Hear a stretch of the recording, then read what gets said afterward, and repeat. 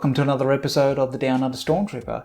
Today I'm going to be applying the first layer of UV resin across the helmet. There's a few things that I want to spend some time on trying to resolve. So as you know, that the helmet was made of three parts. So I had the dome and the back and the front. I did notice that where the dome and the back meet, there's actually a little bit of a gap there. So I'm going to try to fill that gap with the UV resin and cure that to see if that can make that solid.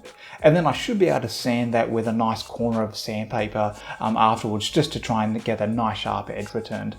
So my approach is to tackle one small area at a time, just by applying a small bit of the UV resin and then curing it with the UV light. I don't want to get too carried away with having UV resin all over the helmet.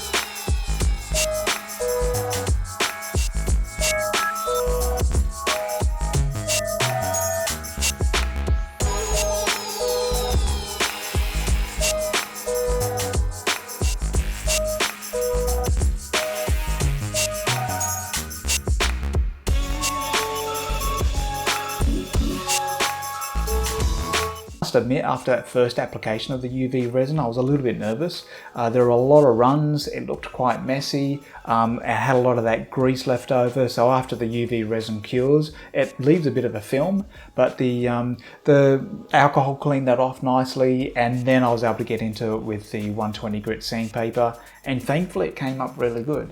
Definitely needs a lot more work, but it's looking really good, and it's restored my faith in the process.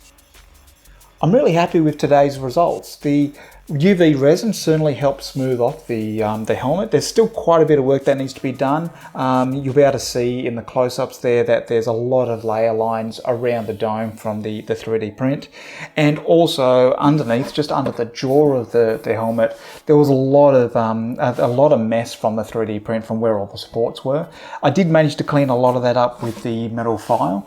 And the UV resin certainly has helped, but it does need a little bit more work to fill in some of that. And the other area that needs a little bit more TLC is the bridge and the nose there. There's a lot of layer lines that I can still see. But all in all, UV resin is turning out to be a great technique, so I'm really happy that I've decided to apply it. So in the next video, I'm going to apply another pass of UV resin over the helmet, just to try and fill in some of those additional bumps that I've noticed. I'm hoping that after this pass and the subsequent sanding, that it'll actually be pretty close to being able to do a spray putty.